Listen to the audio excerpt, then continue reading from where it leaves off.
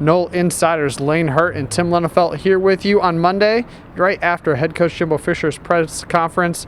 Pretty early on, of course, the topic turned to penalties, and Coach Fisher kind of deflected a little bit more today on what was said. But obviously, it was a big talking point on Saturday night, Sunday morning, I guess, technically. Yeah, when you say deflected, he really just sort of, like, one of the first questions was any more from the ACC office or what have you, and he just sort of smiled. And I think the phrase he used was, well, we'll either agree to agree or agree to disagree, and that was that. And look, at the end of the day, that's kind of what it comes down to. We all thought that was kind of a tough call on Freddie Stevenson at that point in the game. It certainly had an impact, but I mean, it's sports. It's everybody's a human, and things happen, and people see things different ways, and there's nothing you can do to change it retroactively. So as much as it kind of burns, you just sort of have to deal with it and move on. And I think that's kind of what he indicated today.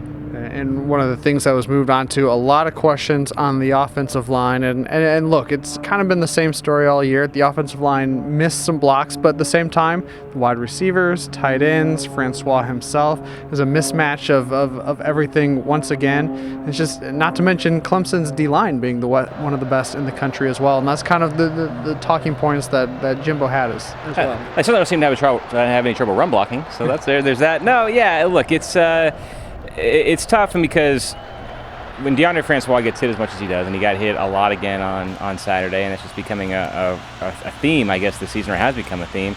I mean, you want that to stop. I mean, it has to stop. There's nothing else for his safety. It's hard to watch him, take some of those hits and watch him get up. But Jimbo did know that anytime something happens up front, or anytime a quarterback gets sacked, everybody wants to point to the 5 guys up front and say, well, these guys have to do better. And look, there's room for improvement there, obviously. But like you mentioned, at some point, points, it's receivers who are missing blocks. Other times, Jimbo Fisher noted it was the fullbacks missing blocks. And then, of course, as we've seen, and I think everybody's kind of suspected for a while, there's at least an element of it that suggests that DeAndre Francois needs to do a better job of getting rid of the ball and doing his part to preserve himself, because as you admire a guy who's willing to hold on to the ball that long, but to a degree, you have to be smart about it as well. But the other point that Jimbo Fisher made that I thought is certainly pertinent, and he's not wrong, is that he's taken some borderline shots as well too. Some hits that have been pretty late. Some that I know he was unhappy the night about, one that was with the crown of the helmet right into his chest. That'll knock the wind out of you or worse. And so something else that you'd like for folks to keep an eye on. But all told, things are never as simple as they seem. I think especially when it comes to an offensive line and blocking as a unit, because it's the full team's responsibility and the quarterbacks as well to a degree. So.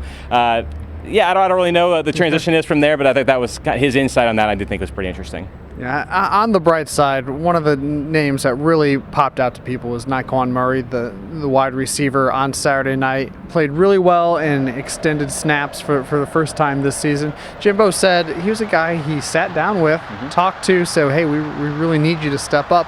Had his most consistent week of practice, and it really showed out on the field. Yeah, and look, that was, I think, something to be really excited about if you're a Florida State fan, especially if you followed the team in August during fall camp. He was a name that you heard a lot.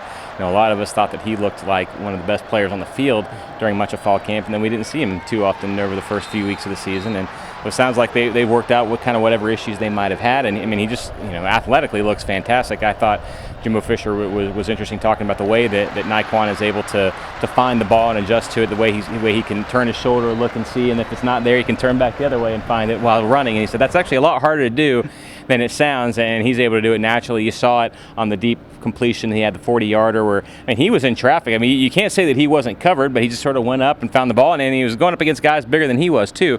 But just those ball skills, being able to find it and having that nose for things, I think is really impressive. And the fact that he's a sophomore playing his first extended action, you like to think that he has a lot of room to grow too. So a positive development. I know folks are disappointed and frustrated after the loss, but all told, I thought that was a really encouraging thing to see. And the fact that Florida State, I thought, played actually pretty well in that game. I think if you had told folks that Florida State would be 7-0 going into that Clemson game and then lose on a touchdown in the last 2 minutes to Clemson, who is still undefeated and the number 3 team in the country, you'd be disappointed, but you probably would say, okay, we can understand that. And I think that was maybe the game you were expecting, just maybe not the circumstances surrounding it. I think that's the thing that gets lost, is Florida State did play really well in that game. Defensively, until Trey Marshall went out, they really had stymied Deshaun Watson. When Marshall went out on the targeting call, they had to bring in some more young guys, and Watson obviously took advantage of of that as any Heisman caliber quarterback's going to do. No, absolutely right. And I'm glad you brought up the defense. The defensive line played really, really well. DeMarcus Walker had another big game, not as many sacks, but was just a tackle machine. Derek Nottingham was one of his better games of the year. And so the key now for Florida State, I think, is to take that performance against Clemson, even in a loss, and bring it to the field for these last 4 games. You got NC State, who we know has been up and down, had Clemson on the brink a few weeks ago, and then has lost back-to-back games to Louisville and Boston College. So who knows where they're going to be? It's never an easy place to play up there in Raleigh, especially not for a night game. So if Florida State comes out and plays the way they did against Clemson, I have no doubt that they're going to win the football game. This is a matter of being able to stir up that same drive and intensity for this game as you did for the week before, and that is going to be a challenge. There you have it, Seminole fans. Make sure you stick with us all week. We'll have plenty of great stuff available as Florida State gets ready for NC State. Hope everyone has a happy Halloween. I did my best Tim Linnefelt costume today. I hope you guys enjoy it. You need to put on some weight. I'll work on it. So for Tim, I'm Lane. Go Noles.